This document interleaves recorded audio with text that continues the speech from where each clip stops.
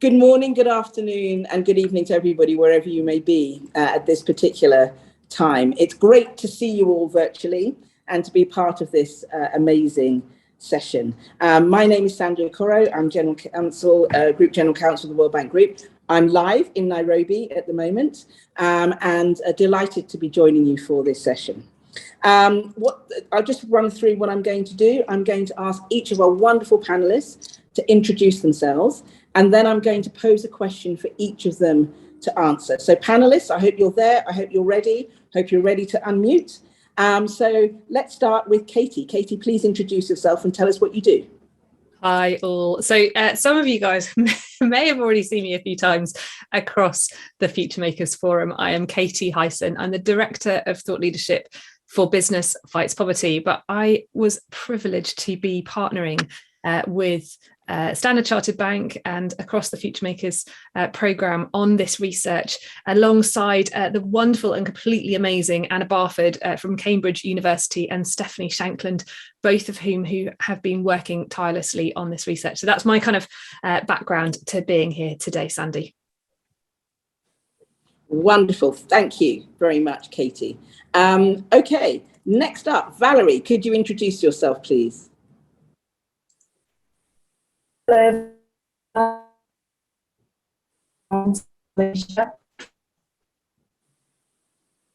was currently there you are, Valerie. I was a business owner.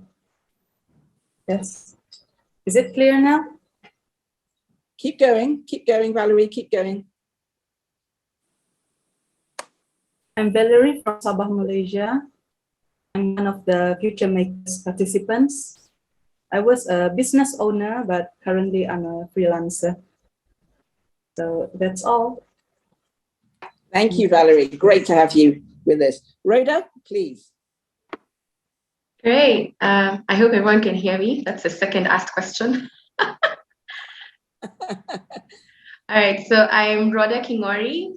I am from Nairobi, Kenya. I am a young African, and I am co-founder of a technology startup called ZD, where we are in the business of workforce upskilling. So we use technology, digital technology, relatable, local, contextual digital training content to help small businesses empower their teams. So I'm excited to be on this panel. Excellent, and welcome. Andy, please introduce yourself. Hi everyone, I'm Andy Warner. I'm the Executive Vice President for Global Advocacy at Women's World Banking. We're a non-profit, global non-profit that seeks to include more women and girls in the formal financial system. Excellent. Welcome, Andy. Welcome. Thank you. And Tamara. Hi everyone. My name is Tamara. I am Head of Customer for Retail in Standard Chartered. And I focus a lot on creating solutions for our mass market, or basically everyone on the street, I would normally say. And I am very, very excited to be here. I've worked closely on the research as well, particularly because I can see we talk about some of these problems for the younger generation, but I can see it lasts throughout the life. And so I'm very keen on solving this basically for everyone. Excellent. Welcome, Tamara. And Lindsay, you're last, but by no means least. Please introduce yourself. Hi, everybody. I'm Lindsay Block, and I'm Head of Social Impact in the Ethical Trade and Environmental Sustainability team at Primark. For those who don't know, Primark is a mainly fashion retailer. We've got over 400 stores now across Europe and the US. We have an ethical trade and environmental sustainability team of around 130 people plus globally. So the focus of my work as head of social impact is really around decent work and human rights due diligence in our global supply chains. And as part of that, we've also got a sustainability strategy called Primark Cares. And under that, there is a people pillar. And under that, there is a focus on financial resilience of workers in our supply chain. And as part of that, it includes both access to social insurance and financial health and inclusion of workers in our supply chain. So I'm really happy to be here. And thanks for including me, and looking forward to learning a lot more about this topic. Thanks. Excellent. Thank you, Lindsay. So that's our wonderful panel. I'm sure you can't wait to hear from them. So we're going to get started. We're going to get started with a question, the same question for all of you. A couple of minutes each to answer that, and I'll do it in the same order as which you introduced yourself. So from your experience and insight, what is the biggest inclusive finance challenge that is holding young people back from achieving their goals? Okay, Katie, let's hear from you first. Hi, Sandy. So I think talking directly from the research, to be honest, what we saw through the research that came out again and again, and I'm afraid I'm going to repeat this a lot on this panel, is around trust and information. So trust in financial services, particularly formal financial services, being useful to you as a young person or indeed older, and the information that's therefore backing that up. So where you're getting your information from, how it's being put to you, when, etc. So yeah, trust and information. So trust and information. Okay. All right, Valerie, same question to you, which I'm sure you can remember because I've just asked it. But please, what is your response?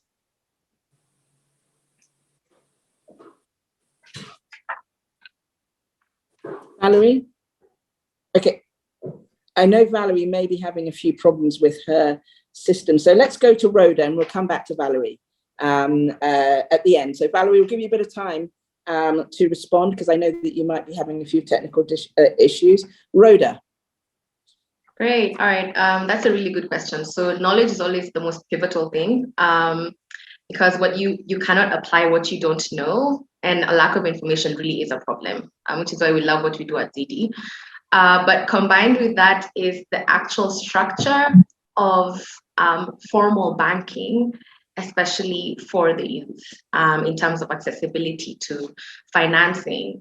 Starting a small business, you don't have 2 years of traction. You've just started. It's innovative, but the formal structures have not been created to work for you. So I would say those are the two key things. So lack of knowledge, Rhoda, and formal structures, you see. Yeah, excellent. Thank you very much. I'm going to go to Andy. Andy, what's your view on that question?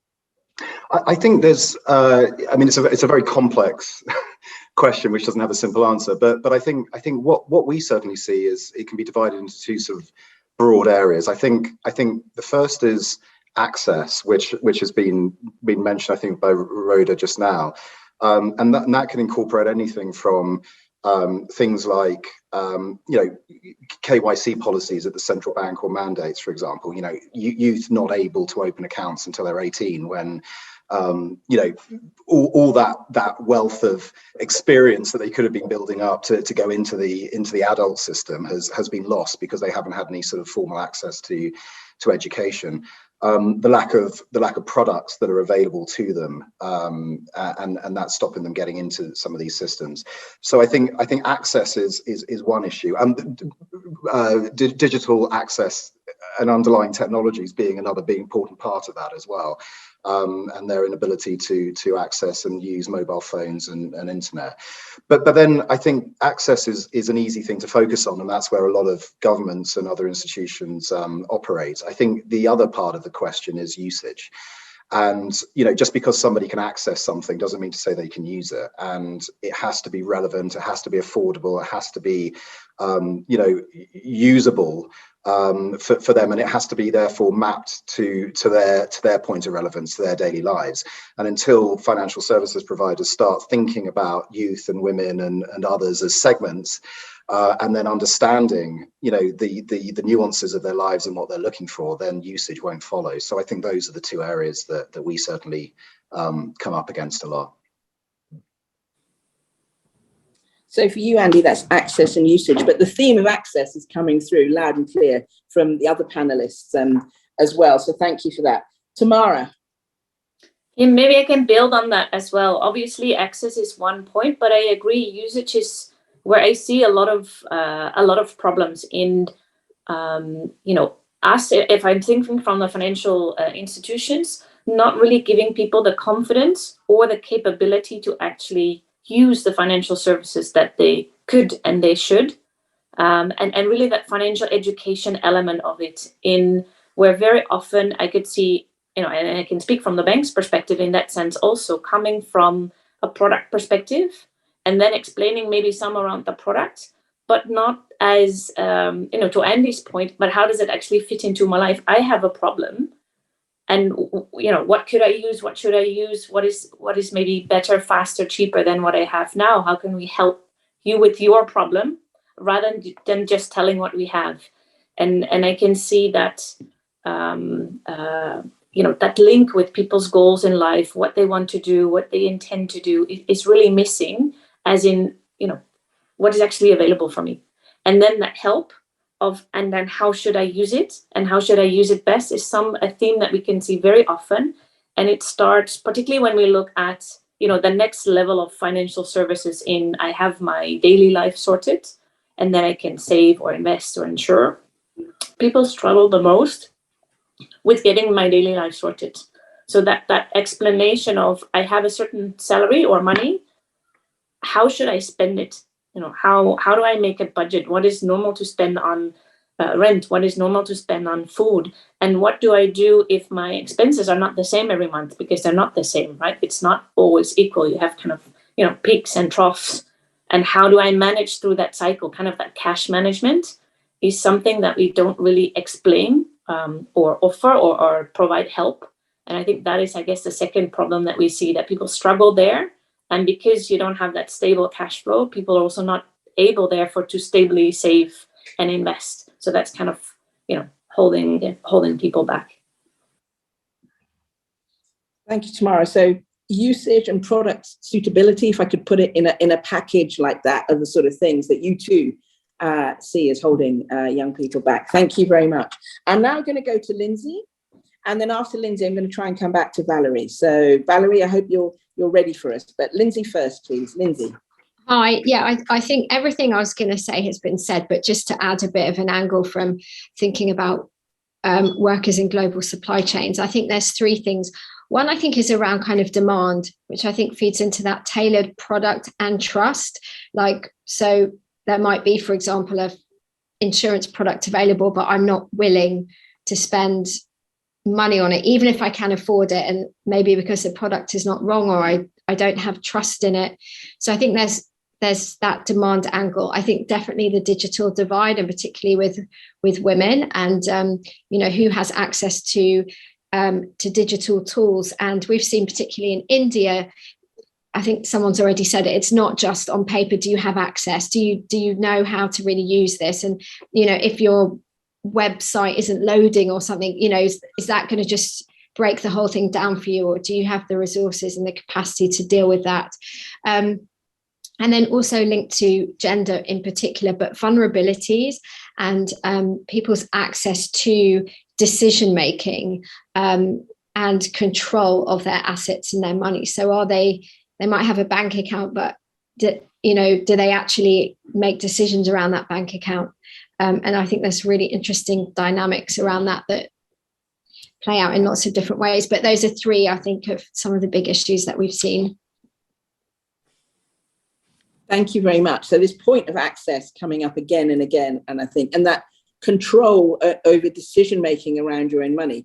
You may have access to it, but are you actually deciding how you use it. And I do know that there sometimes for women who can be particularly vulnerable, they may have access to it, but they then have to hand the money on to someone else. So we've got lots of issues to tackle there. Okay, I'm going to go back to Valerie. Valerie, I'm going to repeat the question just in case you didn't hear it, and then maybe we can see if we can get you online, because we really want to hear from you. So Valerie, from your experience and insight, what is the biggest inclusive finance challenge that's holding young people back from achieving their goals? Okay, Valerie, let's see if we can hear from you. Hi, Sandy. Hi, we can hear you, Valerie. Please go ahead. Yeah. Like I said earlier, I was a business owner. The biggest challenge I face when I want to seek for a fund, the bank can actually support my current condition, because I just started my own business, and the minimum time frame that they required for a company to seek for a fund is minimum 2 years. And I didn't formally registered my own business at that time. So I tried seek other banks through online research, but to no avail. I didn't manage to get a fund. So I literally gave up. Yeah. Plus, I want to tell you, everyone here, I am a single parent. I have 4 little children. I need to take care of them. So to do business with lack of fund is not sustainable for us. So I didn't have any other choice than to start looking for a job. At least we have a paycheck every end of the month, right? So I think that's it. I tried to seek for the help from the government, but they didn't prepare or offered any sustainable product or grant for people like me, because I am in a special condition. I'm not a legally single parent. Actually, we are separated. So to apply for that grant, you need to declare yourself as a single parent in the document. So there's no other choice than to seek for a stable job. So I gave up my business, and that's because of the lack of fund. I tried to seek help from my family and friends, but I don't want to bother them, and I don't want to burden them. So I think that's it. Thanks. Thank you, Valerie. Thank you. So for you, is the bank requirements that are not always easy to meet to get you going, to give you that cash flow that you need for your business. So very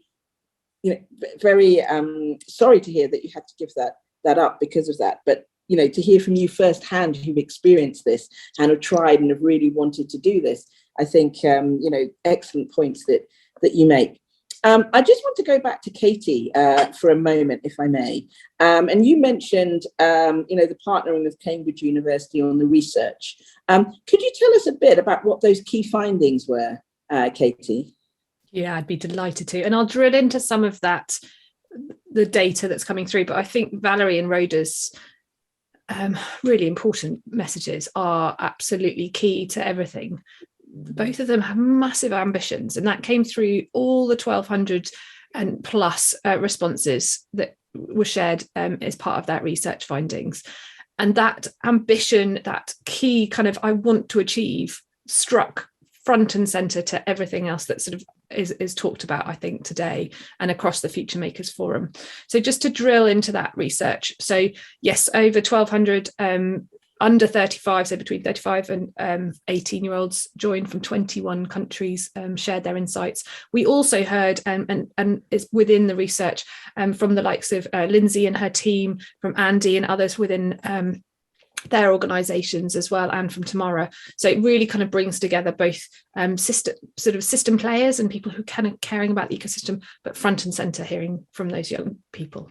What we saw in the research, so the amazing and wonderful Steph Shanklin has been plummeting loads of the stats into the chat already, so you can go and grab them there.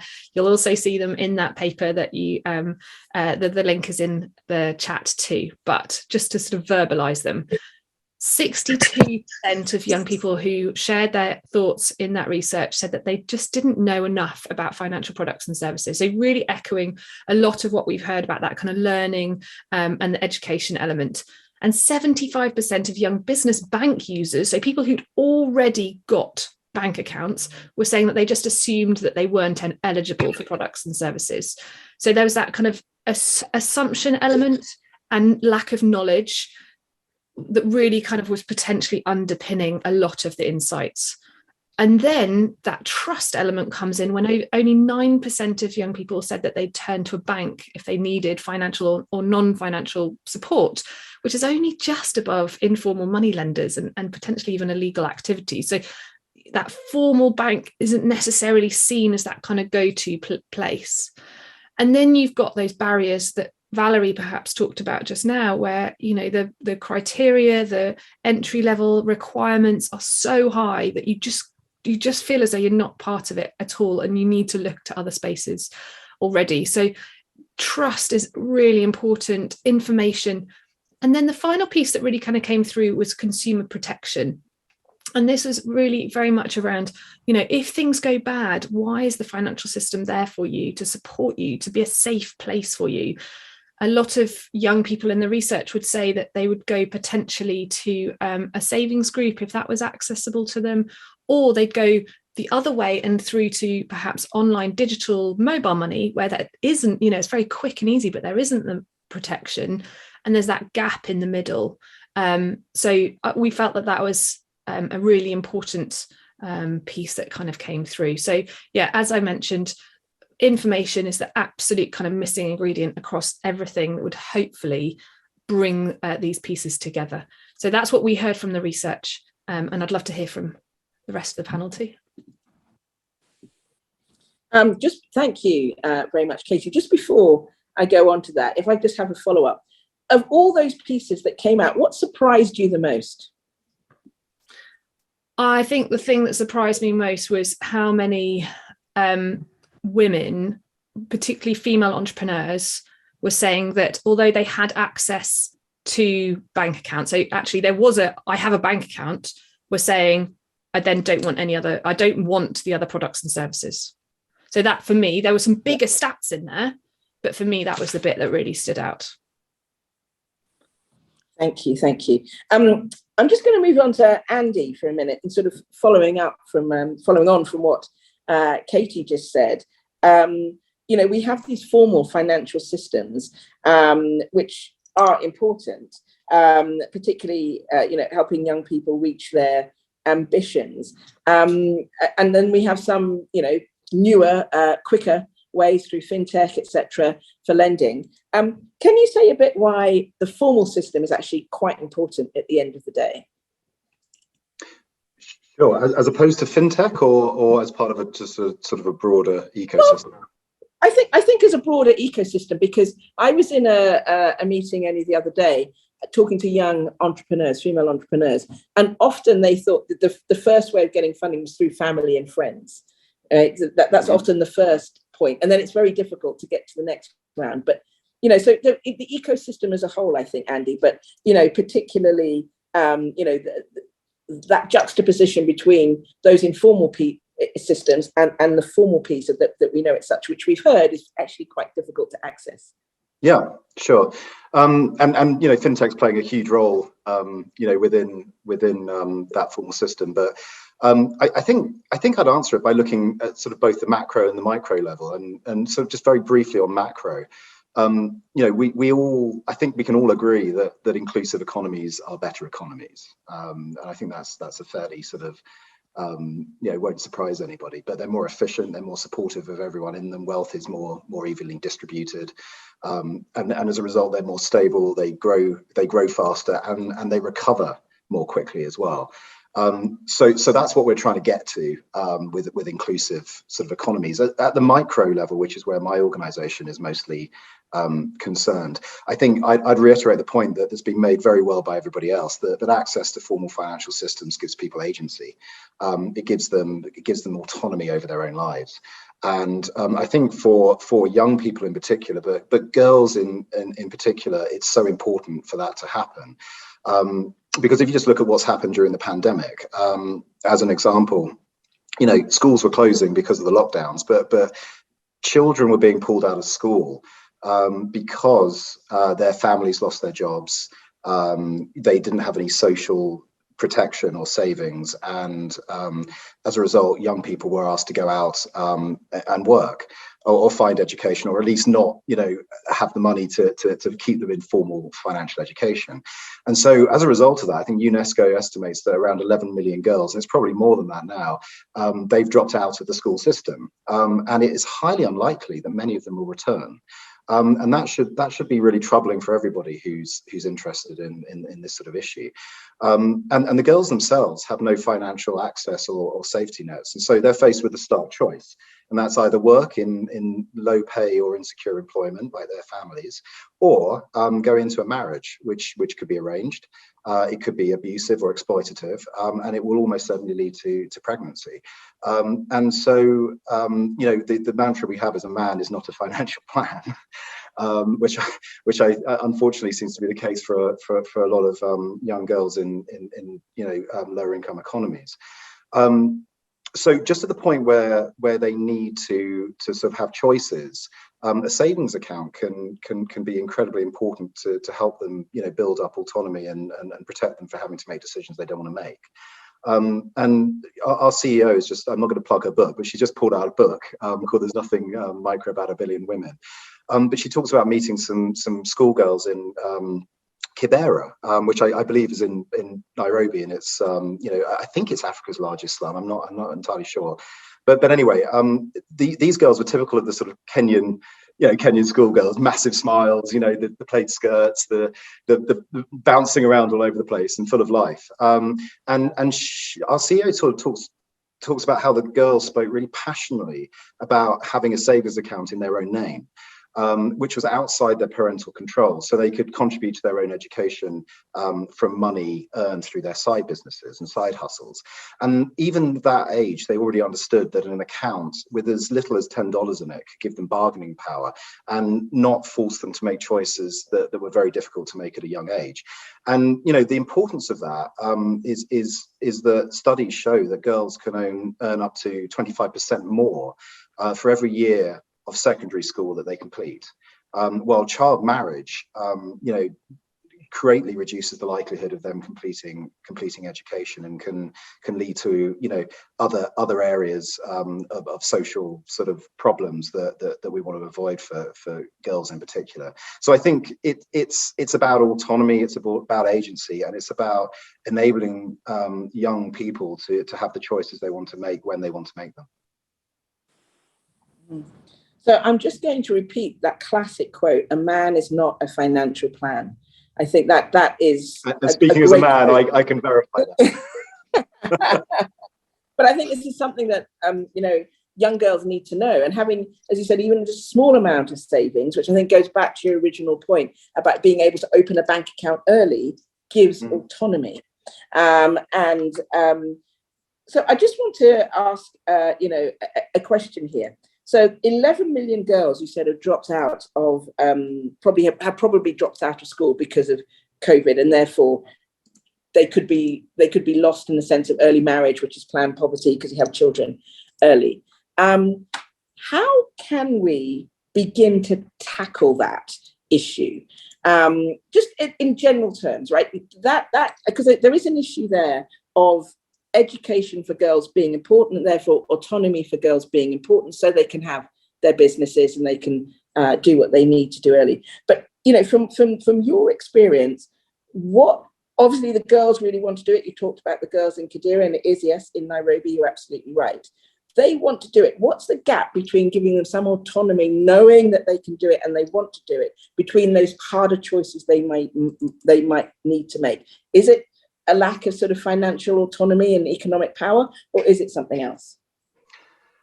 Again, it's a very, very complex, complex issue. I think just sort of skimming the surface on it, I would say that there's sort of issues around things that can be mandated at the policy level, around things like lowering the age where children can access a bank account, and that can be bundled with a parental account as well, so that there's some sort of control. But I think in many countries you can't open a bank account until you're 18, as I say, and so I think the Philippines you're allowed to at 7. I think in the Dominican Republic I think you can open one younger, but I think the ability to access financial products, I think, is incredibly important at an early age. I think then you've got an issue of things like identification and KYC, and women and girls don't often have the same level of identification and access to those sorts of collateral that boys and men do. And so I think that's an area that can certainly be looked at and worked on. I think another issue is that financial services providers may not see youth as a particularly viable commercial opportunity, and especially low-income groups are not as important to financial services providers as the wealthier accounts. But I think there's got to be ways that we can bundle products so that the savings account becomes just the entry point to the financial world, and then organizations can sell other important things on top of that, such as insurance if you lose your job, loans, offering sort of overdraft facilities to low income groups is incredibly important because it gives them a buffer. And that helps them build up a credit footprint as well. So that's something we found in India during the pandemic. And then I think it's this concept of looking at the account over a lifetime.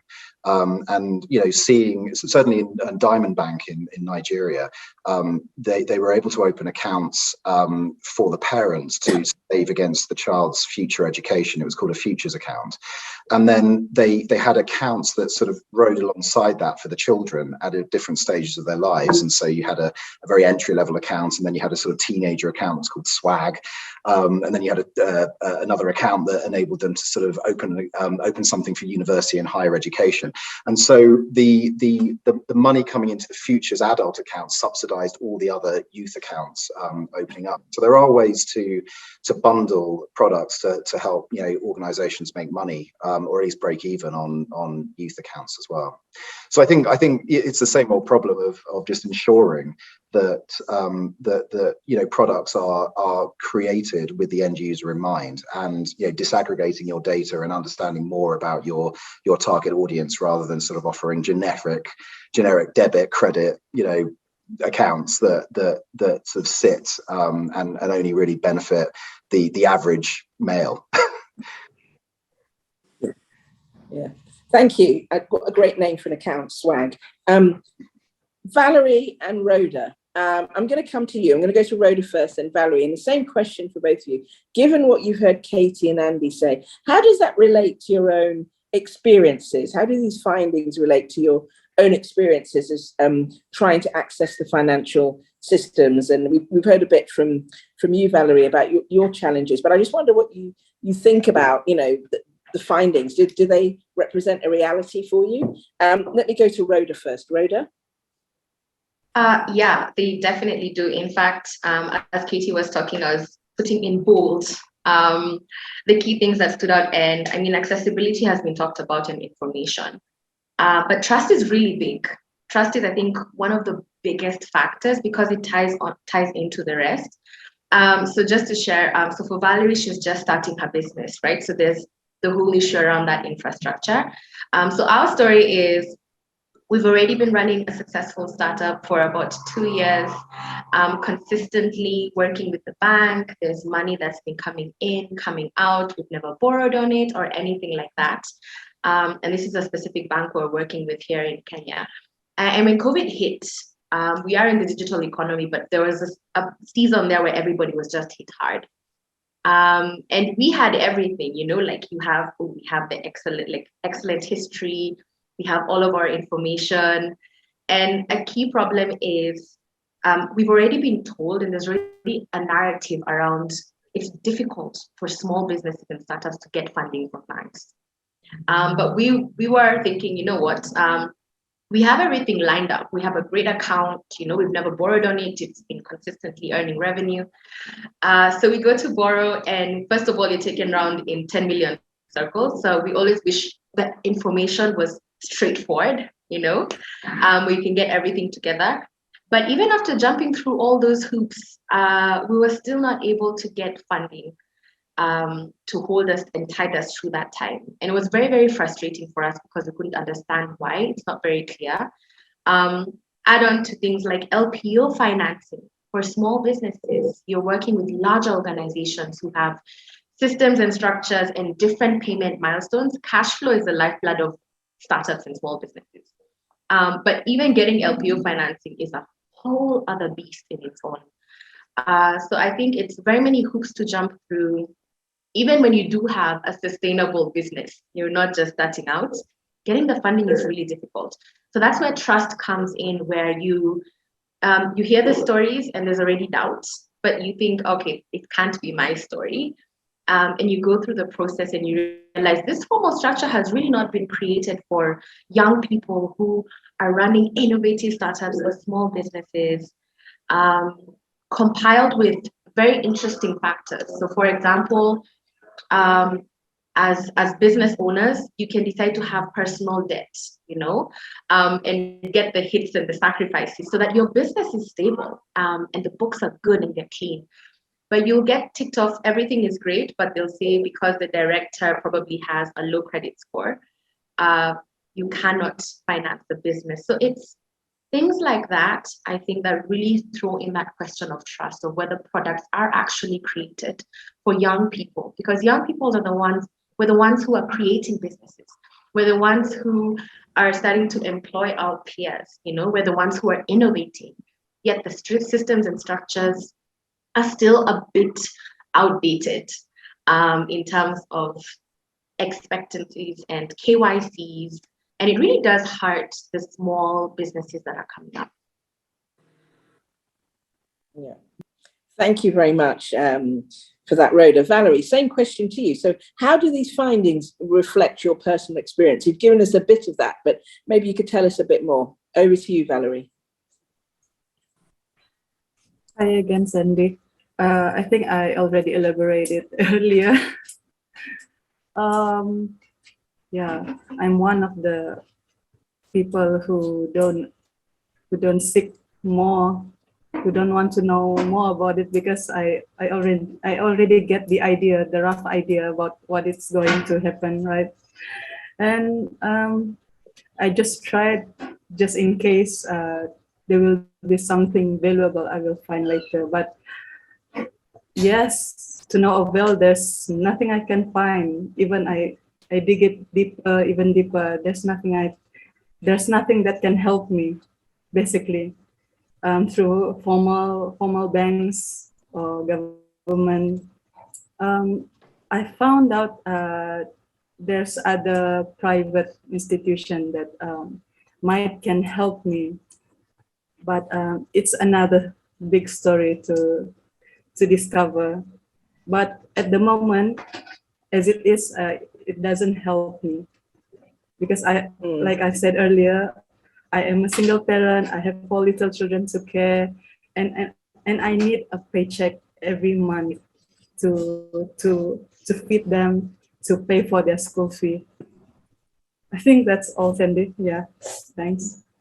Yeah, thank you, Valerie. And so you're kind of, I think what you're experiences here, and I don't want to put words in your mouth, but you're on the receiving end of these findings in a way. You found them all to be true because you've been shut out of that system effectively because of the requirements and the access, etc. So, you know, I think something for us all to absorb and think about. Tamara, I'm going to turn to you. You know, we've heard what Valerie has said. That system just simply didn't work for her. What do you think can be done to better help young people and achieving their goals? Someone exactly like Valerie. What can we do better so we don't fail someone like Valerie? Well, I think there's a couple of things that we can do. I think, you know, and I would almost summarize them in 4 elements, and almost linking a bit back to Andy as well, and Valerie, and actually everyone. I think a lot of the problems around financial inclusion comes from cost, and therefore lack of interest, maybe from more financial institutions to actually solve these problems, right? And the cost comes a lot from regulation and from complexity. And I would say, you know, 2 things around that would really help would be, we call it like a portable identity or identification, right? The cost of KYC is very often quite high, and every bank in most countries needs to do it over and over again, right? Instead of that, we use one common system where you get into the system once and everyone can use it, not just banks, right? But also e-commerce, or so many people are reliant on, the more and more also banking becomes digital, people are reliant on people having a bank account, right? So if we all can participate and said, can we create a common portable identity that would tremendously lower the cost, and therefore the cost of getting people on board. And then the second one, also Rhoda said that the complexity, right, the information and all the hoops that you have to jump through is, you know, fit for purpose processes. Like a lot of the onboarding processes, and also in Standard Chartered and many other banks that we have, are one fits all. Instead of saying, well, what is actually the intention of that younger person or female entrepreneur? Normally it's a bit smaller. I don't necessarily need to do all kinds of international transfers and big money inflows. So do we really need to do all the checks and all the steps that we do for everyone? Or do we have, you know, more variance in it, and we have a simpler onboarding process? Just join us and then gradually step up to do everything. And it's partly the process and partly the regulation that kind of needs to come together to see how can we do that.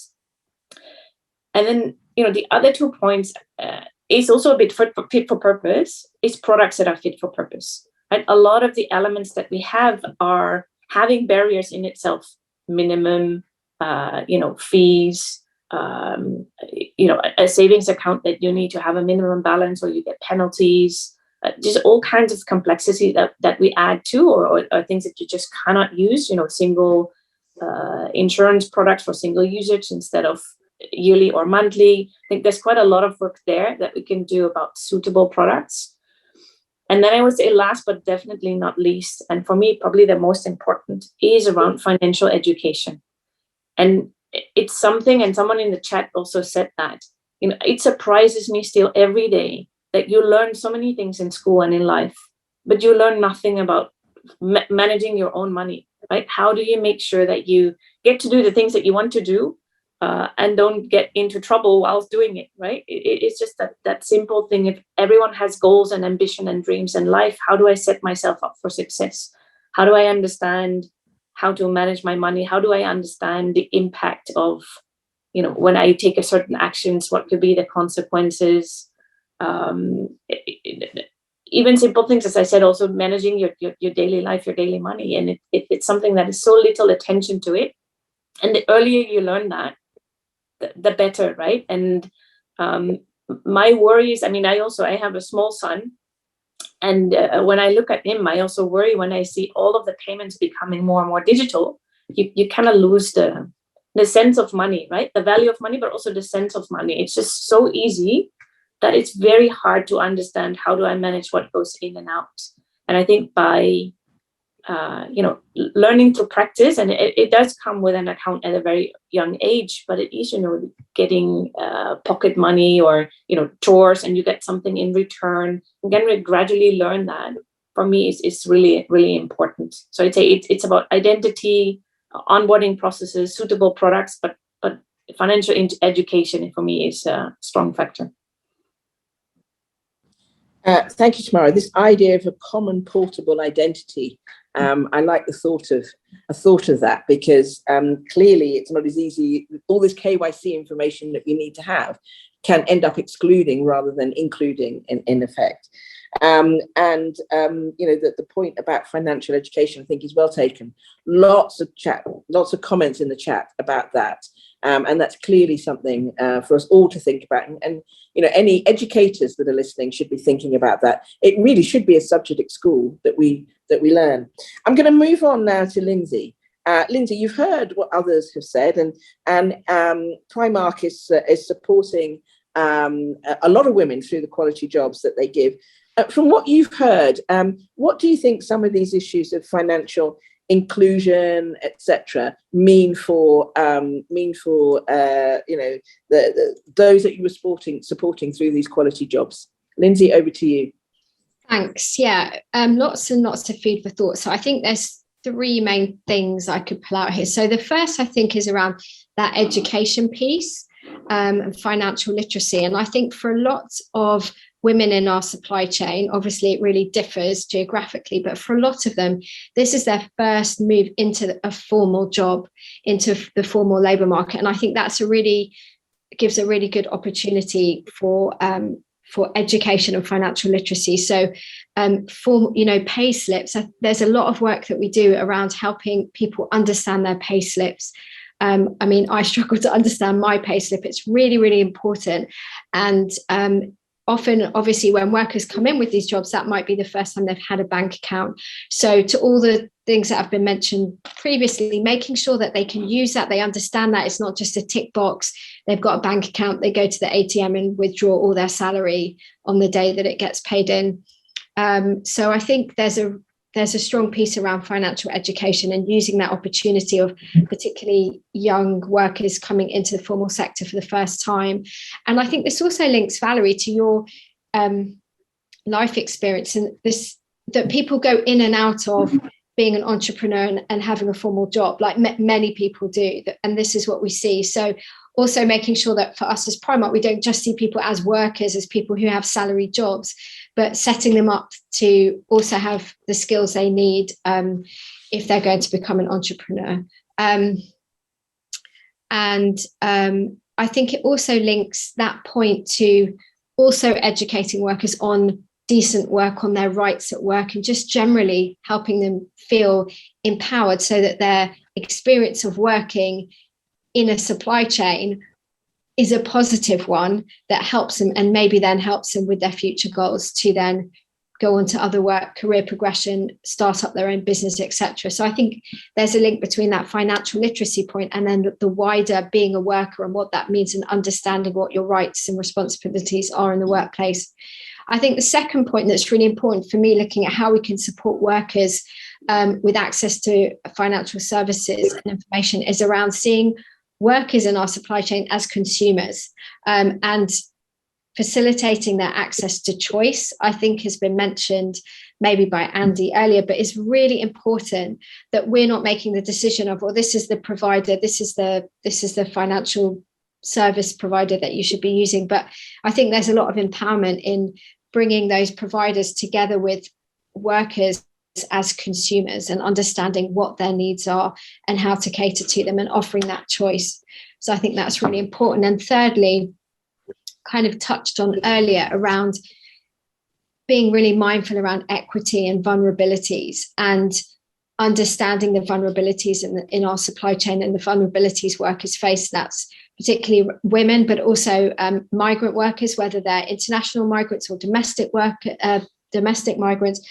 But there's so many kind of interlinked identities of workers that could make them more vulnerable and mean that they don't get the access, or they don't utilize the access, they don't have the confidence. And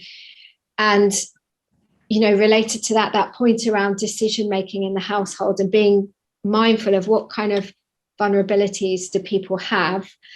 So one of the things that we've heard about, which is also been mentioned in research, is around female workers saying, actually, now I've got a bank account, my husbands can see exactly what money I earn. And before, I felt more empowered because I had some control over that, and my husband didn't know completely, all my money, and that leads to other issues. So I think it's also being mindful of that wider kind of agency and control that people have as workers in their communities and in their households. And so for me, a lot of this is the partnerships that we have and working with others, because we go very quickly from kind of seeing people as workers in our supply chain to such a complex ecosystem around this, which, on our own, we can't, it's very difficult to understand and understand how to engage in the best way.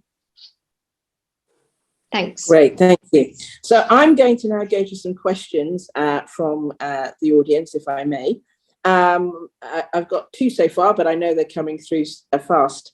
So I've got a question here. Stan Chart, would microfinance make it easier for the likes of Valerie to access funding to start up their businesses? I'm going to give that one to Tamara. If you could, we haven't got too much time left, so if you could give us quite a 2-minute answer to that one. But what do you think about that suggestion there, Tamara? Definitely, yes. I mean, and we've been working with a number of partners recently, like Atomi and JD.com and some others in the Safari right now, in really enabling those microfinance and microcredits. And we can see that and coming to that point, it's not so easy as it sounds. And for us, it's a major enabler, and we really see that that's a very different business, right? The processes are definitely different. How we identify someone, how do we lend, how do we reimburse, how we manage the credit processes. It's a totally different business than the general lending business. And the more and more partnerships we do, the better we get at it. But definitely it's that, it's micro products, it's microfinance, but it's also, micro deposit, micro investment, micro insurance. Is how do we make it small? And by small, also make sure that all the processes and checks and everything that we do is actually fit for that purpose. And we don't, treat you as if you have someone who has a $10 loan and someone who has $1 million loan. In the normal way, we would treat you exactly the same. And obviously we shouldn't. So we do work on that a lot through partners so that we can learn from them as well. And together work on, suitable products and suitable risk management. Excellent. Thank you, Tamara. So I have another question. I'm not sure who wants to take this, so maybe just shout out. Is there an analysis of the reason behind why women don't want financial services and products? I don't know if that's one for Katie or for Andy. Yes, Andy, I'm very happy to start that answer, but I also was aware Rhoda popped a hand up, and whether you wanted Rhoda to answer follow on from Tamara's point about microfinance. I will. Thank you for seeing that. I will come to Rhoda in a minute. Perfect. So on the female, the question about what women want and analysis behind it. So what we can see from the data, so this is much more the correlation between what women are saying and their appetite and interest in other products or services. So what we really saw is that they're particularly uninterested in insurance products and credit loan type products. The loan and credit piece, I've seen data from other parts of banking and not just in young people, etc. It might be a female thing, with less risk, we take on less risk. We don't want to, have a massive debt. So it might be that's part of it. And therefore, actually, the words that you were just talking about in terms of like micro loans perhaps need to be sort of dug further into. What we also saw was lack of appetite for kind of insurance. And this might be a life stage piece, which is a bit about, we had a conversation in one of the previous panels about when do you start preparing for your retirement? And is insurance sort of coupled into that? Actually, I don't need to get that sort of thing. That's for when you've grown up. I need insurance. I'm not ready yet. My business isn't formal enough yet. And actually to bring in then Lindsay's point and Valerie's life experience, which is where your business, and is that the case for the women entrepreneurs who responded to the survey, are they blending their personal and business finances? And therefore, actually, there's that question about actually those finances, financial products and services ready for my business, because my business is still in that, it's still my personal piece. It's not necessarily formal enough, and helping that kind of transition. So again, that system piece that Tamara talked about, lowering the barriers of you can access those more formal things that will benefit your business, even when you're feeling like you're more early stage. But that's what we saw through the data. I'd love to hear others' responses to it as well. Before I pop back to Rhoda, does any one of the other panelists want to chip in to follow Katie? Yeah, I might want to add Andy? 1 point. Okay, sorry, go ahead. Sorry. And I just wanted to add 1 point around an interesting thing that we found in the research we did around a wider personal mass segment. And we saw the difference between women and male, very, very strong in wanting to understand much more and learn much better before they would start using certain services. So they wanted to be absolutely sure, confident and capable of using before using. And we saw that a very clear, extreme difference between female and male on that point. Thank you, Tamara. Now, Rhoda, you had your hand up. I'm coming back to you. I think it might have been in relation to what Tamara said, but it probably incorporates a lot of what Katie said as well. So Rhoda, floor is yours. Great, thank you, Dr. Sandy. So I think I was just saying how, if nothing else, I loved the element of the microfinancing, which is why maybe in Africa we have so many microfinances in the market. But I think just to give a shout out to Standard Chartered. And so our first engagement with the formal bank and sort of funding was the Women in Tech. And they had a partnership with IBs, that's Strathmore University IBs. So we had the Women in Tech competition. And that we went through the accelerator program and actually got 1 million shillings, that's about $10,000 worth of funding. Our first million we ever held with our hands. But I think it's programs like that and partnerships like that that are really fantastic. And maybe when those partnerships actually happen is communicating it down all the way, say, to the teller. So when maybe a small business is coming onto the ground and you can clearly see that they can't fit into the larger formal, but you actually have options. You can tell them, I think you should apply for, say, the Women in Tech program, because you'll be able to get financing. So I think if nothing else, it's a really great thing that Standard Chartered is doing. So I think more programs like that and more formal banks and institutions should also embrace alternative thinking, if it doesn't fit the mold of formal structures and they do have their place, maybe create microenvironments that will be able to fit the specific needs. Thank you, Rhoda. We have come to the end of our session. What an amazing session it was. I want to just do a quick sort of canter through some of the key themes that have come up that I think were nearly all the panelists raised them. And, issues of access, trust was a very big one, agency, the banking requirements that are there. We heard Valerie's personal experience of that and how that was a real blocker for her. But we need to think outside the box. We need to think of alternative solutions to this. And obviously at SCB, we've got quite a few there, but we need to do more, I think, to ensure that girls and young women and everybody can access these systems. And I think some of the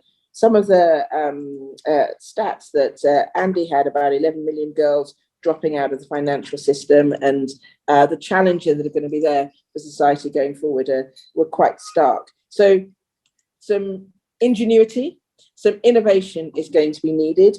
The idea of a common portable identity is something that is much needed, I think, to tackle some of these issues, but it is complex. And there are these regulatory issues against process issues, against access issues that we are going to have to iron out if we want to deal with some of these challenges.